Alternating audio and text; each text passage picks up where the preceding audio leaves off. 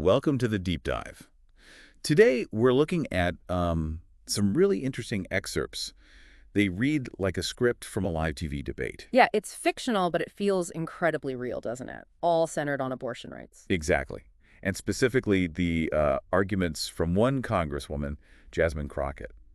Really compelling stuff. Right. And our goal with this deep dive, it's not just to summarize, we want to kind of pull out the insights. What can we learn about, like, the power of voice, how these debates actually work behind the scenes? And the human impact. That's key, especially with something like reproductive rights, what these decisions actually mean for people. Yeah, because, look, these are tough issues. They can feel, well, overwhelming sometimes. Definitely. So the idea here is to give you a way in, to understand the core of this this specific conversation pretty quickly, pretty thoroughly. Get those key takeaways without getting lost in the weeds. Okay, so let's dive in. The stage is set. It's this TV studio live debate. And the host kicks it off with the big question: should abortion rights have federal protection? And then we meet the two congresswomen, Karoline Leavitt, who's described as pro-life. Right. And Jasmine Crockett, advocating for reproductive justice. And straight away, you notice this contrast, don't you? In how they even, present themselves. Totally. Leavitt is polished, using language that sounds very compassionate, very thought out. Yeah, constructed. While Crockett, she's described as having this, reserved intensity, very direct gaze. And she's quiet at first, right, before she makes that point about sermons versus law. Yeah, that's her opening, immediately setting a different tone. Okay, we're not just talking beliefs here, we're talking legal frameworks. Okay, so Leavitt starts. She lays out her view, emphasizing, the value of all life. Framing it as a moral duty, protecting the unborn, focusing on potential, compassion, all that. It sounds like a fairly standard, principled argument from that perspective. But then Crockett responds. And that's where things take a really sharp turn. She goes right at Leavitt's use of the word morality. Oh, yeah, it's incredibly direct. Her question is just, well, blunt. Morality isn't forcing an 11-year-old girl to carry her rapist baby. Boom. And the text even mentions the silence after she says it. You can just imagine. Wow. Yeah. It just cuts through all the abstract talk, doesn't it? Completely. It forces everyone right there to confront the raw human reality behind the policy jargon, a really powerful move. And she doesn't just leave it there.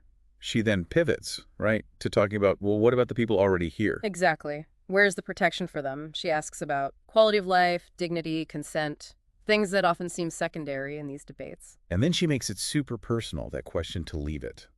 Oh, the one about her own daughter. Yeah. If that 11-year-old had been your daughter, would you still call it moral? Oof. Talk about putting someone on the spot. You can just feel the tension that would create, right? Right. It really zeroes in on, okay, whose morality are we actually talking about here? And it shifts the focus, again, from these grand principles to the potentially devastating impact on one specific vulnerable person. Do you think using such an extreme traumatic example is, the most effective way? Or does it risk something? It's definitely jarring. It grabs your attention, forces you to see the stakes. Maybe that's the point. It's hard to ignore that reality. True. And then she moves on to this whole pattern idea, the hypocrisy angle. Right. And she names names, or at least the text gives these specific examples of powerful men. Lawmakers who are very publicly anti-abortion. But then, allegedly, in their private lives, stories about paying for abortions for mistresses, aides. It's pretty explosive stuff. And Crockett's point isn't just, oh, look, they're hypocrites. No, it's deeper. She's saying this isn't just a few bad apples. This pattern shows something else. Yeah, maybe deep down they actually know it's not what they claim publicly. They understand it's healthcare. And that line she delivers. Which one? Deep down they know the truth. They know it's not murder. They know it's healthcare. Yeah. They just don't want you to have access to it. Wow. That's a direct accusation, basically saying they're acting in bad faith. And she connects it to inequality, too. How these bans hit people without money the hardest. People who can't just travel somewhere else. Right. It highlights the power dynamics. Who gets to make the rules and who actually bears the brunt of them. It really challenges the idea that these policies are purely about deeply held moral beliefs. It suggests maybe control, power is part of it, too. Yeah, it makes you wonder, is calling out hypocrisy sometimes more persuasive than just debating the ethics of abortion itself? It definitely adds a different, maybe more cynical layer, but maybe a realistic one for some listeners. Then the tone shifts again, doesn't it? She moves into these personal stories. Oh, man, yeah. This part, it really gets you. The story of Raina, 13 years old. From lack, raised by her grandmother, pregnant from abuse. And denied care because of the gestational limits and because she didn't initially call it rape. The details are just heartbreaking. Her feeling like it's her fault. Yeah. The struggle to find a clinic facing protesters. And then asking that question, am I the bad guy? Just devastating. And Crockett says she tells these stories specifically to, like, ground the policy talk in real human experience. Especially kids' experiences. It's that contrast again, isn't it? Leavitt's more general principles versus these incredibly specific, painful narratives. And that line, oh, it sticks with you. Laws written in marble halls don't sound the same when they're echoing in a hospital corridor. Yeah, that's powerful imagery. It just nails that disconnect between making policy and living with its consequences. These stories, they make you confront the individual tragedies behind the numbers, behind the legal arguments. It really brings up the whole question of empathy in making laws, doesn't it? Like, can you legislate fairly without understanding that real-world impact? Crockett seems to be arguing, no, you can't. You need these stories. Her use of narrative is definitely a key part of her strategy here. Okay, then later on, she talks about neutrality, or the illusion of it, and silence. Right, this feels very relevant now, that line. Silence is not neutral. It is betrayal.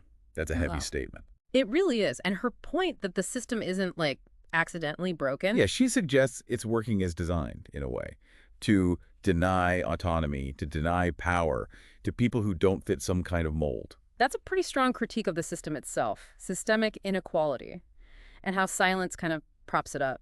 Do you think that directness, accusing the system like that, lands well? Or does it risk alienating people?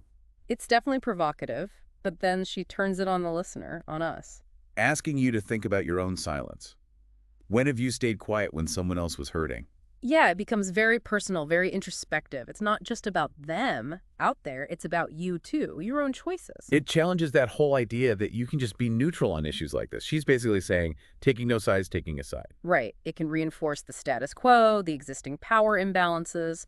Sometimes she implies speaking up is the only ethical choice. So as she's saying all this, the text describes this shift, right, in the studio. The vibe changes. Yeah, the audience reaction. Right. And Leavitt, who started so composed. She gets defensive. Yeah. And then just silent. Yeah. It's quite a turnaround. And Crockett has that line about just holding up a mirror. Right. Like, don't blame me for what you see in the reflection. It puts the onus back on them. Very effective. And her closing words, they're intense. About rights being taken aback by the brave. And needing to stop the system from burning us alive. Whoa. Strong finish. Definitely leaves an impression. You can see how her rhetoric kind of builds throughout the debate. And then the aftermath described in the text. It feels so real for today. The clip goes viral. Yeah, spreads like wildfire online. But more than just viral, right? It leaves a mark, an imprint.